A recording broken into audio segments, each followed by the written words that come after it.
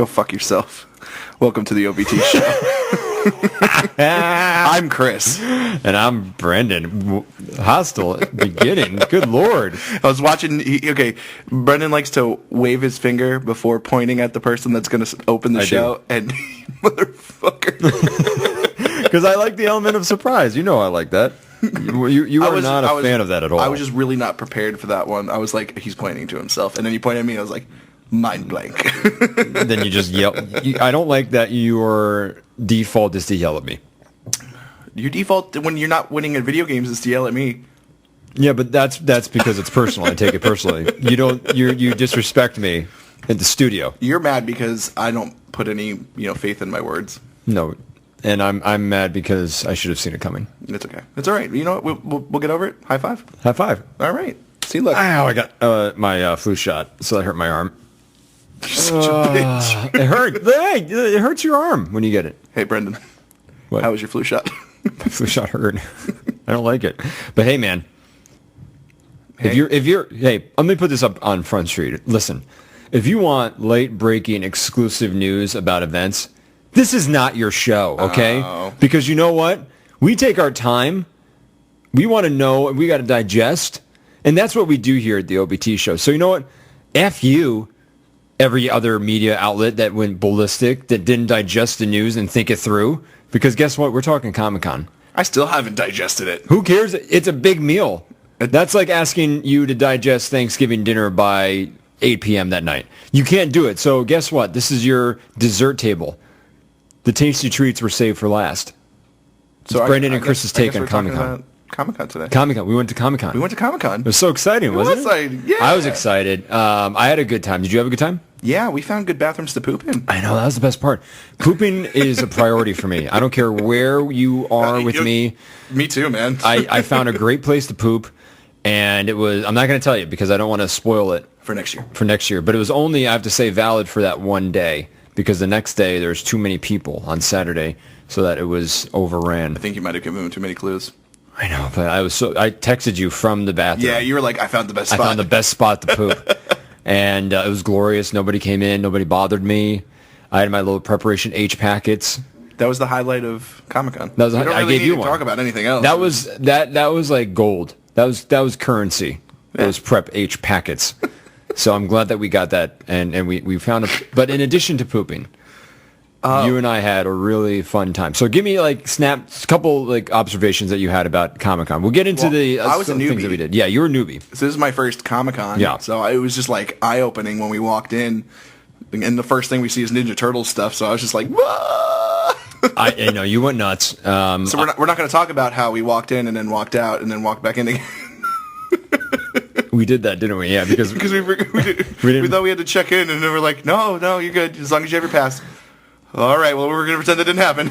Yeah, because we didn't get that little booklet. That's the problem. We came in, we were so stoked, and we're like, wait a minute, everyone had lanyards, and we didn't. So we were professionals. And we were like, I guess we got to check back out. So we walked right back out, and then almost went outside until I was like, let's just cut across this way. Let's go talk to this nice guy person over here. Let's go talk to the man that has like 90 lanyards in his hands. Maybe he can give us one. He might have one for us. So we got our booklets. We were good to go. Thursday was a whirlwind. We met some cool people. Right off the bat, we met your, idol. Ming Chen. Yeah, he was right at the He was entrance right to the there, show and you had floor. to kind of poke me to talk to him. I was a little nervous. I don't know why I was nervous. Because I think it was just like that initial, we have press passes, and we can pretty much just go talk to whoever we want as long as we're polite. And I was just like, Brendan, go do it. Brendan, go do it. Brendan, go do it. So I did. He was really cool. You remember who he was? He said that we had the best produced commercial. That was awesome. That was really nice of him That to was say. a really nice shout out. Even if he says that to other people, I don't want to know. Don't break my spirits. Tribute to your genius. That's what, I mean, it's not like you could easily forget that. How often do we do That's true. shows say, oh yeah, and if you subscribe, we'll have sex with you? I don't think there's that many that out there that do that. No, not at all. We were special here at the OBT show. And we met some dudes online waiting to get in. Yes, we did. Do you remember his name? No. Hold on, I'm going to grab the business card. You keep talking. Because we're professionals. Professional. Yeah, we were we hung out for like an hour or so waiting for the show floor to open, and then Brendan made the decision to wait in the Marvel line because Marvel is awesome. I'm not going to say anything bad about him because I didn't get. I'm going to say something bad about it. But first, we met friends over at the Comic Book Cast. You can find them comicbookcast.com or email them at comicbookcast2@gmail.com, youtube.com/comicbookcast2. I guess there was one already, so he is Comic Book Cast 2. Nice guy. We met him in line. And yeah, he had a rad ass. Was it a Captain America? He had a Captain America leather jacket that was really cool. Awesome. So really nice guy. Thank you for the conversation. But I waited in line for 2 hours. I don't miss the brony that we were sitting in line with. No, yeah, that got weird fast. I don't even know where he was from, but that got really weird really fast. Bronies. Okay. I mean, what happened in the Marvel line? I love Marvel, and they had T-shirts and stuff I wanted. And listen, I know long lines are going to be part of the course at Comic-Con, but I got upset because I'm waiting in line, and first the guy that was coordinating their line was yelling at people. And I understand Comic-Con gets very crazy, but this was Thursday. And he was yelling at people, quote, "Get the fuck off my line," which was really awkward because there's little kids around, A, and B, you know, if you're a professional, you don't have to speak to people like that. Yeah.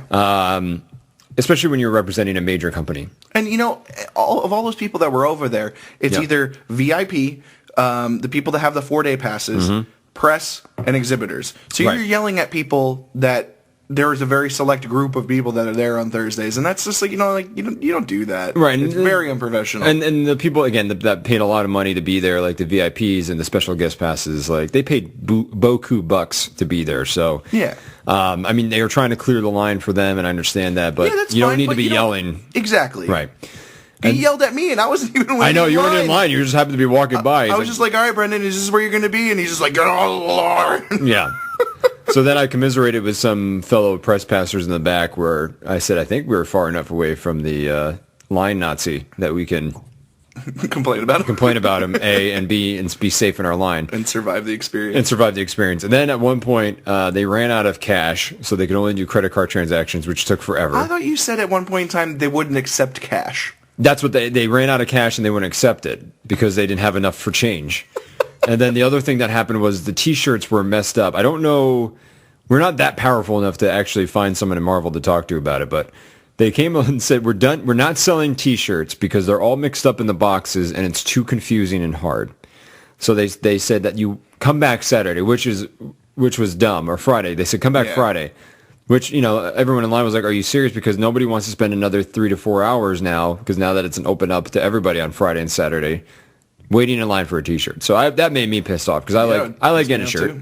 And then I ended up not really understanding, because my thought was if you're a major company, you should have enough people there that can cycle through your shirts. Agreed.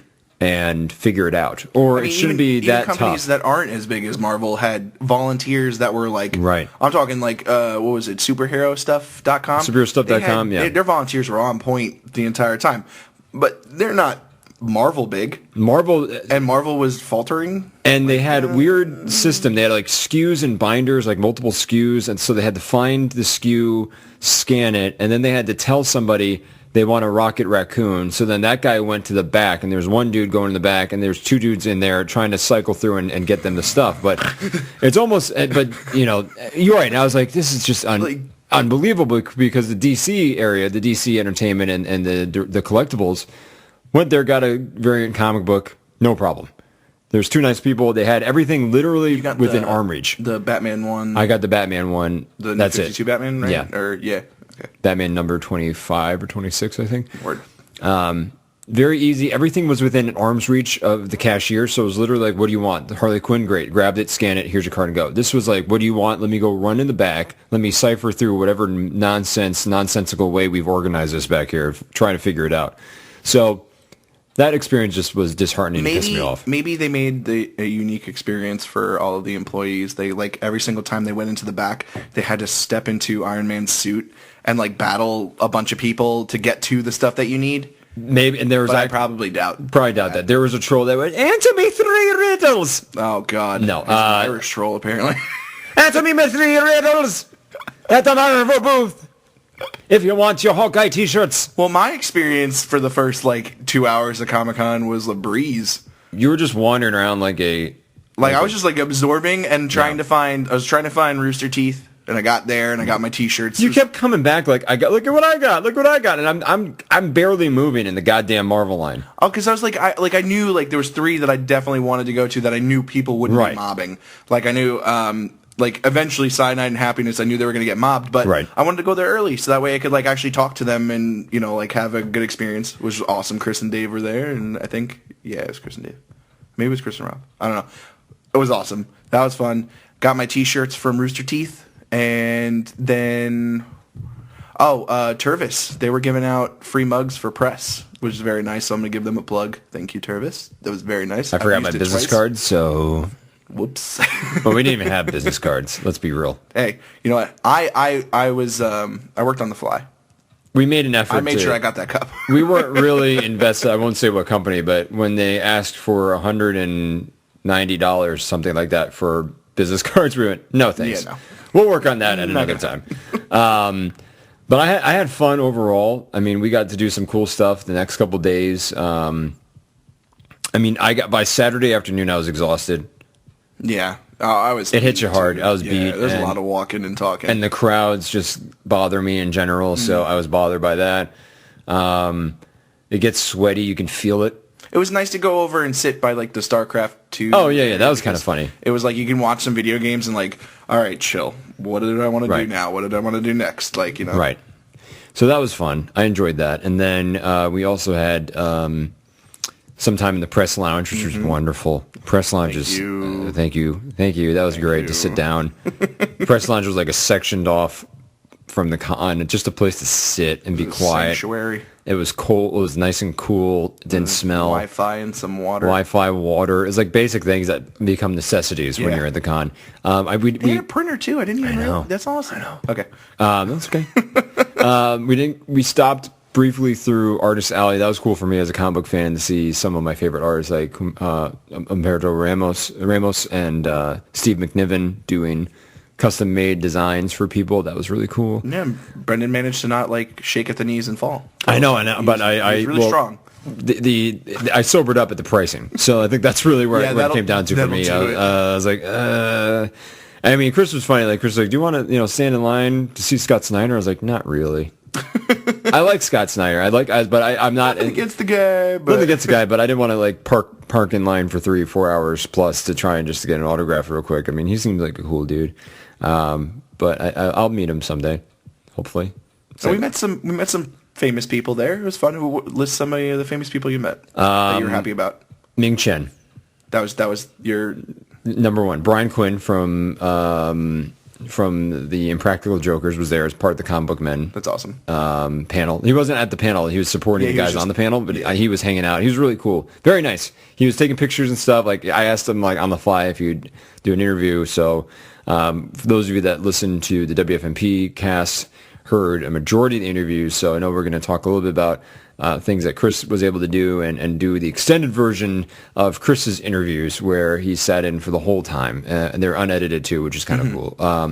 And then we can chat a little bit. Unedited. And we can chat a little bit about some of the stuff that I did. But for the most part, my stuff you already heard on WFMP. So we're going to launch into Chris's stuff. I'm trying to think of the famous people that I met on the fly.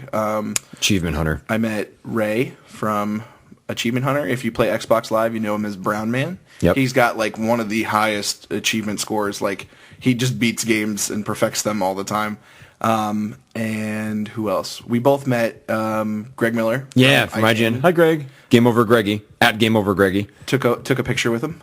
I could not operate your camera phone, and I was terrified that he'd be mad because he was posing with his frown face. Yeah, but it was fine. It was fine. He was cool. He was cool. He knew because we caught him on the best day to do it. Thursday seems like the best. Everyone's in a good mood, and then yes. by Saturday, Sunday, everyone looks like they want to murder everybody. No, I don't want to take a picture with you. I don't care.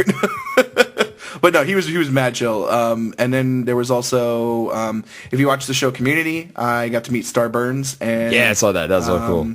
Was he just going to the con? No. He had his own like little section. He was promoting like a cartoon show that he was doing. And the creator of Community, Dan Harmon was there. Yeah, Dan Harmon was there. I got to talk to him for a couple minutes and shake his hand. Did you interview him? Cool. No, I didn't have the recorder at the time. You had the recorder. You didn't tell me that. You just told me that now. Because it was just like it was on the fly fun. Like I just saw him there. I was like, hi, Dan. My name's Chris. And he's just like, hi, Chris. How's it going? Blah, blah. I was like, you created one of my favorite shows. That's so cool. Was he really appreciative and stuff? He was really, really nice.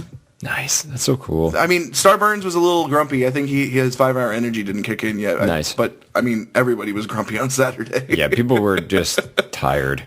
I was just like, hey, Starburns, you want to take a picture with me? Okay, cool. Thanks. Even you were just like nonchalant, like, it's too much, just take a picture. And then as far as interviews go, I did interview Ray from Achievement Hunter, which are we going to put on this one? I think are we going to do it on a separate one? If we can do it, yes, because I need you to tell me which, because there's one audio clip I can't hear that well out of. Okay, it's not that one. It's literally like better? It's like a 2-minute audio clip. I got that. Ray, can I get like 2 minutes with you? And he was just like, yeah, sure. And I made sure I was like on the button 2 minutes, and I was just like, thank you. Can I take a picture? So let's do this. Let's play that interview right now. How's it being back in New York? It's good. It's good. It was nice to see some family, seen some friends while I'm here for the 3 or so days, so should be good. Sorry, I didn't mean to steal you from your friends. I apologize. That's totally fine. Yeah. They're giving me the, we're going to kill you. Yeah. No. I was like, is that a camera or a microphone? Oh, no, microphone. I do podcasts up in New Paltz. From here, you could see the mic. That's why I didn't ask. What is your favorite part about being a part of Achievement Hunter?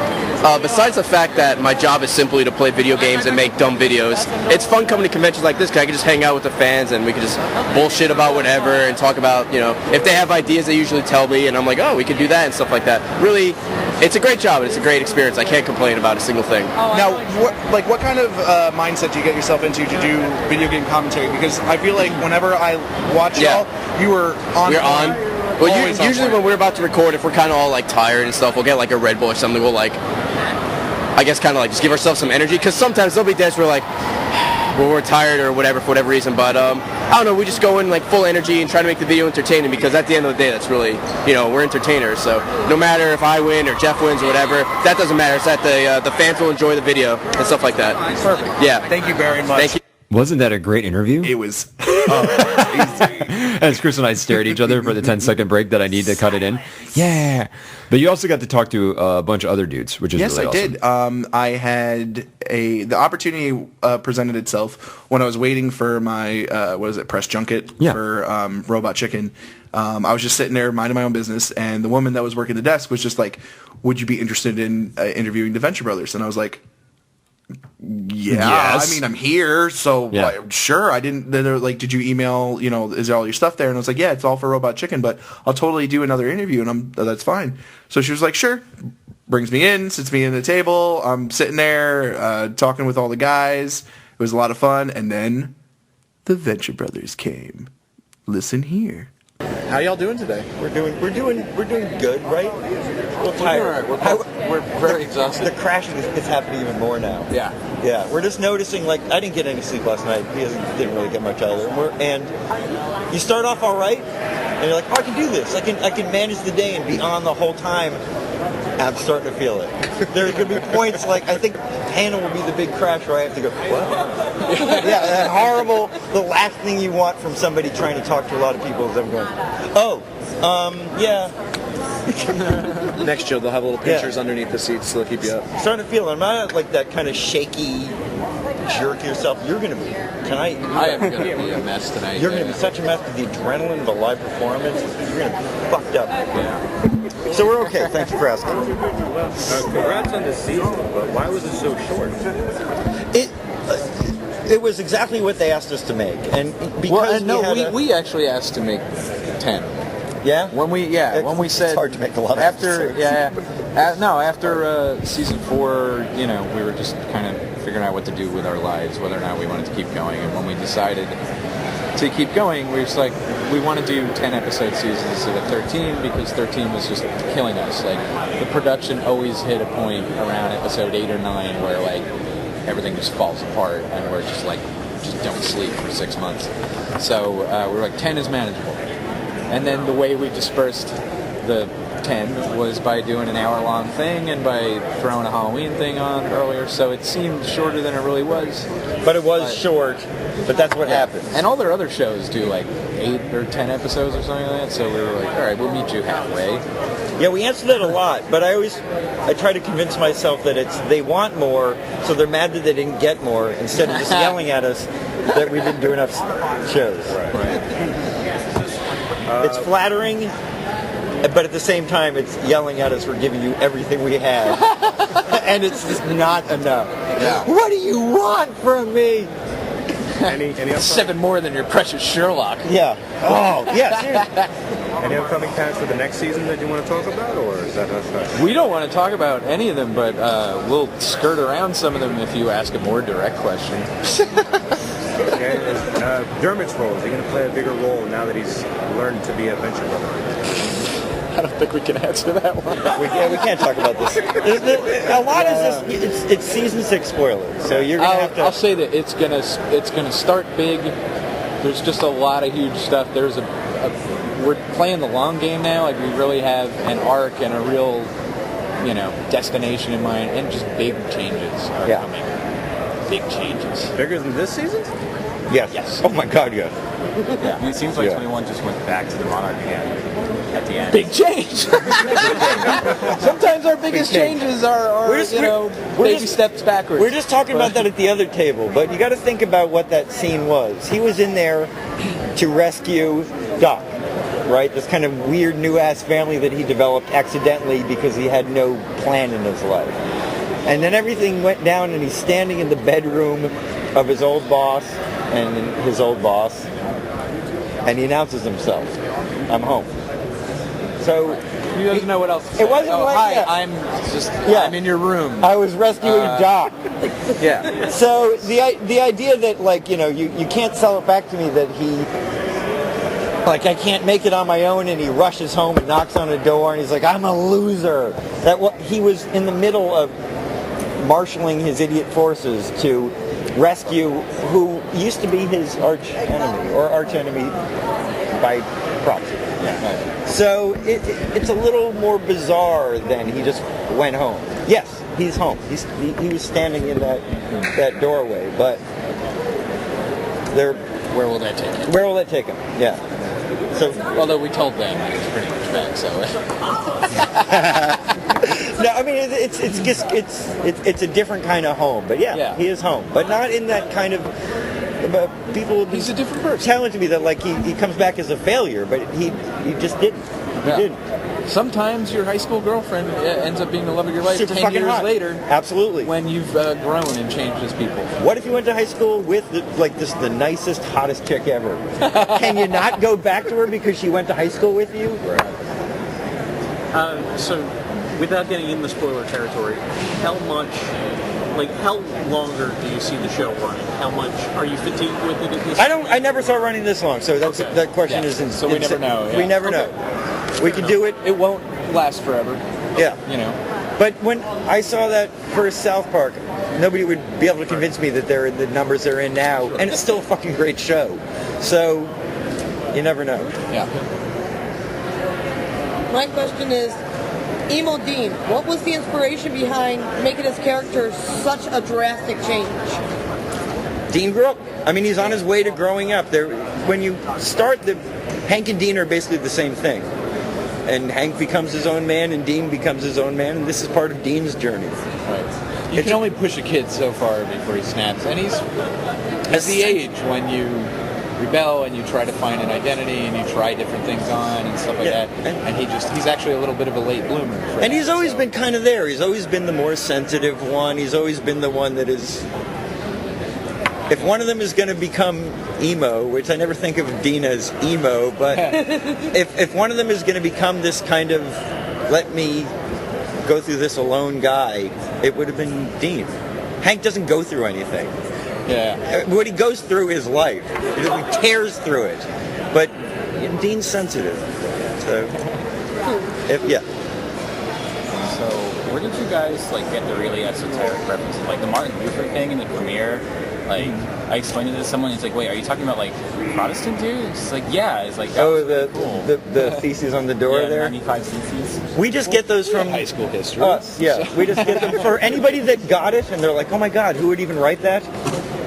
We're like you. if you get that joke, the person that wrote it is like you. It's the same person that, and we have a lot of jokes that we know are not going to fly for anything but like 8 people.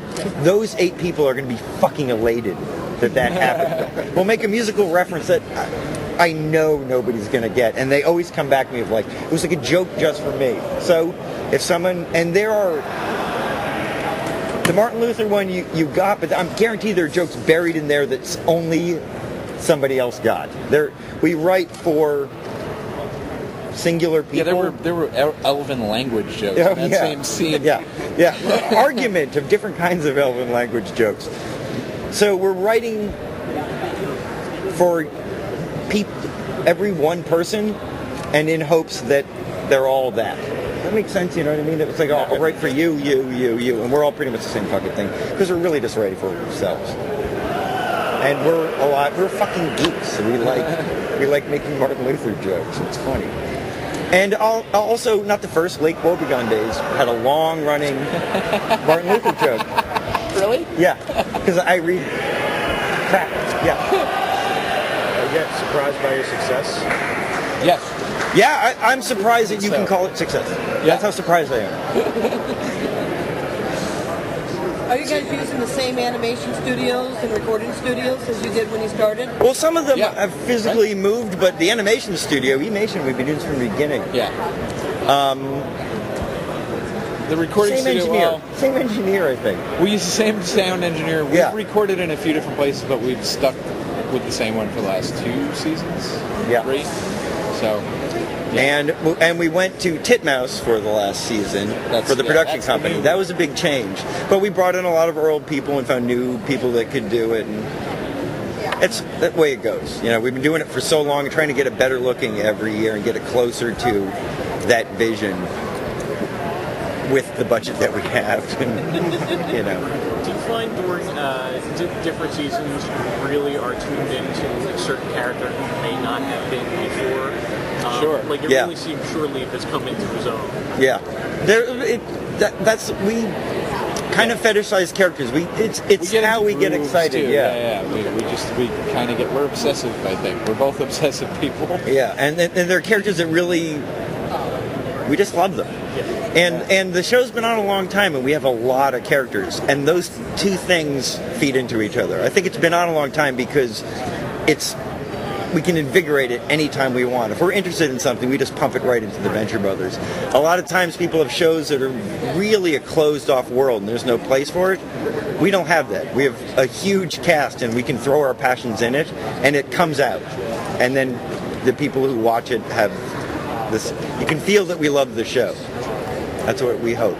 But yeah, every year we totally fetishize on with 2 people that we're just all excited about. Sometimes they barely end up in the season, but we're still jazzed about them. Shore Leave was one, Billy was one from a while back, and then they become a constant member. A little bit of St. Cloud, we were excited about him. Any chances on Orpheus spinoff? Any chances? Sure. Are we doing one? No. But are there chances? Yeah, why not? Orpheus, Guild, OSI, we're excited about all that shit. If anybody, he'd be worth one, for sure. Thank you. Thank you very much. Wasn't that awesome, Brendan? Wasn't that experience really what you wanted? It was so cool. And then I got to be part of a press junket for Pete Holmes, who has a new show on TBS, The Pete Holmes Show. And his little clips that he's got going out right now. Awesome. Firing he's making fun of firing the X-Men EX-MEN. So one's with Wolverine, one's with Gambit. He also does the Batman parodies. And really funny guy. Very. I'm a bat. But I mean, I think the thing that I took away from it is it's a show that's really a celebration. He made a good point in the interview. Where he was asked, what's your show going to be like? He goes, if you want to, see a show where they shit on Ben Affleck, there's so many other late night shows that you can do. But we celebrate that. Or he goes, the easy thing to do in a Comic-Con would be to go up and be like, oh, do you have a girlfriend? What do your parents think of you? He goes, my approach was, this is so cool. Who are you dressed as? And making fun of maybe some their characters as if they were in real life, Yeah, not making fun of the person, right? Yeah. And I think I'm really excited about watching his show to see how he takes it, because I think he wants it to be a very positive, uplifting, communal experience and celebration of all things geek and dorky. And he's so it's not a typical late night show where it's going to be kind of making fun of people. It's going to be kind of enjoying the moment and having fun with the moment. So here's a little bit of my interview with Pete Holmes. I know you're trying to make your show very distinctive, but have you received any advice from current late night hosts or reached out to any of them about? They've all been really great. I mean, Seth Meyers is getting a show. We just sat down and talked about how we were kind of freaking out, which was great. Fallon is supportive and wonderful, and we love his show. Conan is the one that gave me the best advice. Is that he's like, all the work that we do, all the prep that we do, including stuff like this, and all the stuff that the writers do, is to try and turn the show into a playground. So when we tape it, I can just go out and play. So it'll have that light feel. I don't want it to be too polished. I don't want it to be too rote or rehearsed. I'd like it to feel like live comedy and real. So yeah, that's the best advice I got from Conan. Everything else is just him shaking a fist and saying, "I will crush you if you fail." It's kind of crazy. Anybody else? Yes, in the back. I know you heard a lot of the Nolan Batman, but are you going to parody anything else that you've heard on the movies? Yeah, that's a good question. I mean, you might have to come to our panel to see if we tease something that's not directed by Christopher Nolan, but does have Batman in it. So yes, I'm interested in all things. The only Batman that doesn't need parodying is Adam West's, but everybody else is fair game. And we're parodying the X-Men movies now. Yeah, we didn't.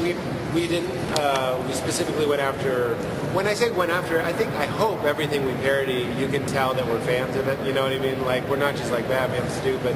I love Batman to death. I just did a Marvel interview, and I couldn't talk about Batman the whole time. It was so uncomfortable. I had to allude to it. We did comic book guy movies. So we did X-Men as well. And I think we're going to keep going in those worlds. We're going to do some video game stuff as well. It's going to be exciting. I think all of our parodies come with a healthy dose of respect for the world we're parodying. I think that's what we try to do with the Batmans and all the other sketches that come from a movie world. Is have fun within the world of the movie. Don't try to break the world. So like, we're in the Nolan universe, but Batman's an idiot. That's the only thing we change. Does someone have the Infinity Gauntlet? Nice. Very good. Well, very well done. No, I'm okay. I can't handle the responsibility. More curious. More crystals, mate. Obviously, everybody's wondering, when are you going to force Conan out and take over his show? Yeah. I keep challenging Conan to a topless, oiled-up trident fight, but he won't return my calls. I can't see him slowing down ever, and as a fan of the show, I wouldn't want him to. But as soon as he shows any weakness, I will take him down. Honestly, there couldn't be a better Big Brother than the Conan group. They've just been so cool to us. They've never been able to produce another talk show, late night show, and it's pretty special, the relationship that we have with them. Yeah, sorry to be so sweet, but it's true. Everybody's been so great, and they've only been supportive. We use a lot of their resources and stuff. We're the same suit size, so when he's done, I put him on. Similar hair, same height, it's all fine. That's why they hired me. Yes. In seeing the sneak preview, one of the cool things is a fantasy was that TJ being there. That's how it Yeah. Was it important for you to bring that particular relationship to the screen? And if so, do you want to explore that in the future season? Yeah, I love TJ, and TJ's about to be a much bigger star. He's got a bunch of movies coming out. I think he's in Transformers 4. I think that's not a secret. So the fact that one of my best friends is blowing up in the film world while I'm getting this opportunity to show is really fun, because he's one of the sweetest guys. He's down to do the show. He was actually in the first sketch that we ever shot together. TJ was in it. It was called Haunt. If you want to see a really young TJ and me wearing a wedding ring, you should watch Haunt. So that was a long time ago. But TJ will definitely be a big part of the show, as will some of the other people you know from the podcast. Chelsea, as we mentioned, Kumail, John Mulaney, that sort of stuff. What other comic writers or artists or current books might you be reading if you are?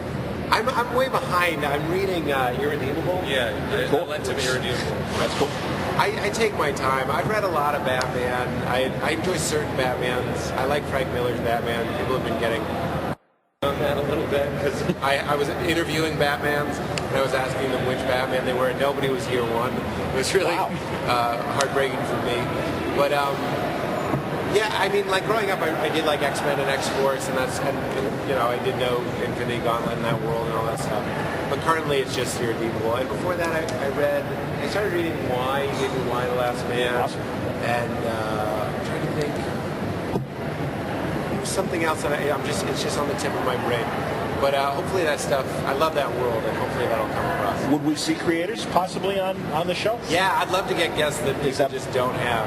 Get Rob Liefeld and talk about the strong lines and faces. small wrists. No feet. Yeah, and no feet. Yeah. And a lot of lines. Is he here? He is here. You got to go to Artist Alley. What's that? You got to go to Artist Alley at the other end. Yeah, that's right. I got to go find one. Yeah, I mean, across the board, in addition to Funny Friends, it's just, we like to go after people who you don't necessarily always see in late night. So we went to see James Harden, the NBA player, and we sent Warren and Pete to Utah to talk to Olympic hopefuls. It's across the board. Yeah, we want it to be weird. We're not trying to get, like I said, some big celebrity promoting something, which might be stupid for ratings. I don't really care. I want it to have that feel. But there'll be a time when it'll be fun. People will want to come and hang out with us, and we're an open door. Of course. If Ryan Gosling wants to come on, he can come on. No problem. Yes. You mentioned. Well, I'll tell you what. Yeah, that was the interview. That was it. That was it. No, I just did a short bit. I did 30 minutes of audio, but I'm not going to throw in all 30 minits. So this is the part that aired on WFMP. I'll throw that in just now. So. Okay. And then what was the last group you got to interview? Was that Robot Chicken? Yeah, talk about that. That was fun. I got to interview. It's Matt Seinrich, or is it Matt Seinrich? I thought it was Matt Seinrich. Maybe it's Matt. See, you come to the OBT show for quality and introspective accuracy. Thoughts, not correct thoughts. Right. So the accuracy is in our own thoughts, not in the names. So Matthew Seinrich. Like it. Good. I'm going to go with it. And Breckin Meyer, who voices Jesus and Boba Fett. Nice. Those are the most notable characters that he does on the show. But he does a lot of voices on there. Yeah, they were pretty cool guys. Got some good responses from them, and you're going to hear it right now. So after 6 seasons of the show, is the inspiration that brought you into this, is it completely different at this point? Inspiration? Yeah. No, we're still a bunch of nerds. No, I mean, it's playing with toys. I mean, our group may have expanded a little bit as far as like our core writing team, but it's still the same bunch of idiots that started in that first season. Again, we've all been friends for 20 plus years, and that's what makes it, I think, maintain. It's not like if we all go off to do other things, we always come back to this, which is really nice. And I think it is, the whole goal from the get-go has been, I want to make him laugh, and he wants to make me laugh. And that's literally it. And at some point down the road, it made other people laugh. But it really was started to make each other giggle, you know. Yeah. It's our communal mindset. Again, Comic-Con has grown to a place where, did you think this when we started Robot Chicken? It was 2004. Comic-Con wasn't this big. You know, when I started in comics, it was 91. Comic-Con barely existed. It was a very different situation. Yeah. We were afraid to unite at that point. Yeah, we were. Right. I know. Is there any toys or franchises that you guys think you shouldn't touch or you shouldn't mess with? Shouldn't touch? Yeah. Oh, no. I mean, there are properties that are more litigious than the others, but honestly, once we got George to give us his stamp of approval, it was like, well, he's the most litigious guy out there, and he's saying we can do it. And there's this great amendment, that allows us to do parody. So as long as we maintain with parody. The third, right? Yeah, the third amendment. Yeah, that's a good one. Parody. Did you ever have any companies try to cease and desist? Surprisingly, no. I mean, anything that may have popped up went away really quickly because they see it as free advertisement for them, and it makes them look good. We don't do anything with spite. We're not saying, hey, we hate your show. We're trying to make their shows look cool. But we're trying to make it look good. And we got to this place now where Mattel will do an exclusive action figure for He-Man with us. We have these conversations. We are pushing with Mattel for them to make Apocalypse, or with Hasbro to make Apocalypse ponies. But we understand why they can't, because the Bible Belt may not like that. So, you know, but these are the conversations because these toy companies like us, and we're trying to do stuff with them. From an animation standpoint, what's the most complex scene you guys have in the upcoming season? In terms of maybe the puppets or just the number of This elements season? Like? It's everything. I mean, there's always something that's too complicated to do. I think the most complicated shot we have, well, there are two that stand out, is the 100th episode fight sequence. It's a rotating camera on a rig at the same time the puppets are all moving, and it's like one, I think, 4-minute shot. And one animator had to do this over the course of probably like over a month of doing. Did you restart at any point? No, we do not get reshoots. That's the other thing about our budget does not allow. It's first take, one hit wonders. That's what we're all about. And if it doesn't work, fix it in editing. That's what the budget allows. And then the other one was we did a Children of Men sketch with Legos, which was the same type of thing. So because there are no Lego babies, so we have to point that out. Yeah. So we didn't have to point it out, but we did. I know. We always make fun of Matt Beans is one of our writers, and he comes up with that. All he does is Lego sketches. It's like a barrage of Lego sketches. Is there a lot of modern TV that you guys despise? It doesn't seem Despise? Well, I got right through season 6 like that, and it didn't seem like there was a lot of modern references in there. It's hard because you have to remain timeless, you know. So if a show is not long-lasting, it's not worth taking a hit at. And comedies we're not going to make fun of, because making fun of a comedy is kind of weird. And then as far as like dramas go, a lot of the stuff is great out there. You know, you look at we're in the glory age of television when it comes to, you know, all these dramatic shows. I mean, Breaking Bad was awesome. You know, it's like more people were talking about that than anybody. Don't spoil it. Oh, no, seriously. No, I'm joking. I haven't seen any of it. Don't spoil it. Good. You guys have any new, guest voices coming in that different than you had in previous seasons? We had that guy that created Game of Thrones. George Martin came in. Yeah? He came in there in his captain's hat. Had no idea what the show was. Never seen the show in his life. Yeah. Sean Bean and Daisy Williams from Game of Thrones came on. Chris O'Donnell was in the other day. It's just like he was playing Robin. Please. You know, he wasn't, and we did talk about that. I just like Seth's Robin too much to change it up. Stop it.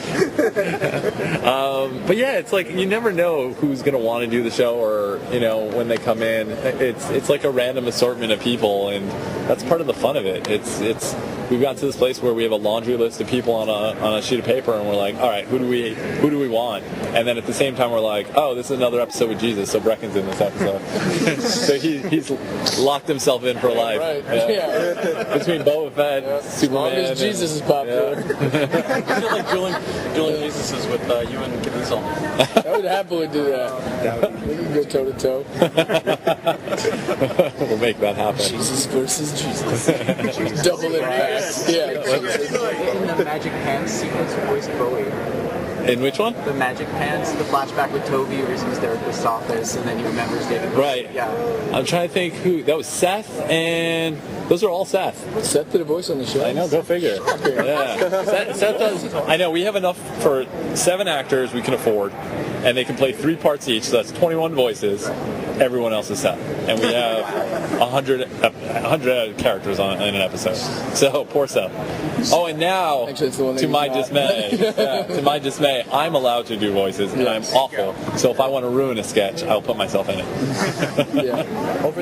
I'm terrible.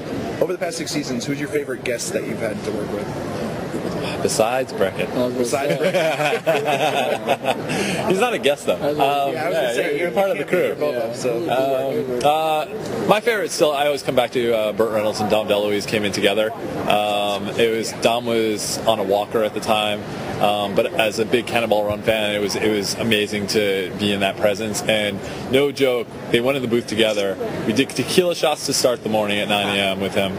I only did one. They did more, and then they did more. So with Seth, and then whenever Dom messed up, Bert slapped him, and it was like this. I was like, "He's on a walker," and Bert's like, we do it all the time. And then Dom's like, we do it all the time. I'm like, oh, this is magical. And then afterward, they hung out the rest of the day telling stories to everyone else who came in, except us, because we were recording all the other people. So we were trying to catch what they were saying behind us.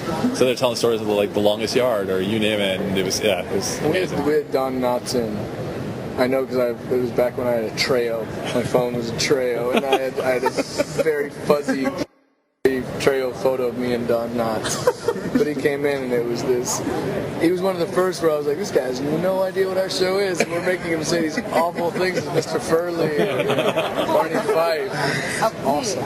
Take one more question, guys. Last question. Were there any ideas or concepts that you were really committed to doing, but at the end they just never panned out? If they didn't pan out, they're probably in the show, and we realized they didn't pan out by watching the show. Because again, it's like you don't have the time in the production schedule you just try to, when something screws up, you just try to make it the best it can be in that situation. But there's a list of properties in the writers' room that is stuff we just can't crack. You know what I mean? It's stuff that we just have not been able to figure out the best way to do whatever. And there are certain ones that have been there for 7 years. They're just hanging there taunting you. Yeah. We actually have money against each one of them now, so where it's like if you can do it, and it's still it's hard to do because there are properties that are like visionaries. You know, you're like, who's going to come up with that great visionary sketch, guys? Nobody. All right, thank you, guys. Didn't you just hear all of that? That was awesome. I heard it. No, the interviews were good. I think it was a great, overall, I'd have to say it was a really cool learning experience because we got to meet some other people in industry types that were really nice, and from what we kind of felt like we're on the right track, I guess. Yeah. We're not totally. I did have a fear, mostly because I'm paranoid about stuff, but I had a fear that we would just completely be out of our league. But I found if we. I don't think we're on in the majors yet, but we're doing really well in AAA because there are some people we met that you were like, oh, well, okay, if they got here, we're doing pretty good. Oh yeah, no, not to be mean, but maybe that is mean. But it might for me, like it seemed like a lot of the people, it might be like their personalities changed for the show because their personalities kind of sucked in person. But yeah, a little bit of that. Pretty much here, you get what you get. Like we're really friendly. We're really nerdy, weird, and we say stupid shit all the time. And we were pretty friendly with everybody, which was nice. Yeah, it was probably one of the best networking experiences we'll ever get. Yeah, it was pretty cool, man. So I think we'll wrap up the show now. Are we? Unless you have more to say. You have more to say? Can. Oh, I mean, as far as video games go, I got to play. Which one? The new one, Arkham Origins. Arkham Origins. Oranges. Arkham Oranges. Alfred, where are my oranges? Game over. And I got to try out the new Super Mario 3D World. That's the sequel to 3D Land, but it's on the Wii U. It was really, really cool. It got some cool new outfits for Mario to use. And I played the HD remastering of, was it Wind Waker or Wind Walker or whatever? The Zelda game. Yeah, the Zelda game. Okay, cool. It was awesome. I got to and the new DBZ, where you can actually have like a team of DBZ? Dragon Ball Z? Oh, you wouldn't know. See, I don't know. I don't know that nerd stuff. It's basically like now you can have a team of fighters working against one character. So like I picked my person, and I picked 3 people to work with me, and we fought this giant monkey, which you probably don't understand what's going on. No, maybe when I'm drunk. I've done that before. I need to get you to watch Dragon Ball Z. I'll watch it, maybe. No, I'm not going to watch it. You're not going to watch it. No, I don't care. I think my overall con experience was, I was excited to see still that they have comic book people there, like that actually sell comics. That was cool. The people are really nice, like in general, which was cool. For that many people, the fact that everyone's fairly friendly to each other is really amazing. Like that says a lot about the culture and the people that are there. Nobody really got into any fights. People were taking care of each other. People, even if they were feeling sick or got sick, were getting the help that they needed. They weren't on their own as if they were at a sporting event where everybody's on their own. But I think it was a great experience. It was fun, man. I'm excited for the next one. We got to go to other cons. Well, we'll just con out, you know. We'll con Edison. Con all of the cons. Con the con. So, Chris, overall, what did you learn today? That we both had a unique yet equally enjoyable Comic-Con experience and stuff and things. Walking Dead. Beautiful. Oh, we saw Robert Kirkman in a... oh, yeah, he's in a weird zombie mobile. Outfitted zombie mobile. Yeah. What'd you learn? Fuck you. How do you like that? See? I told you I was going to remember from the beginning of the show. See, it doesn't bother me, though. It should bother you. Hey, Brendan. What? Go fuck yourself. Hard. Well, now I'm going to have to go on my live journal and write all about all this. But eating. Ew. Ew. You had to... I did it. I'm Brendan.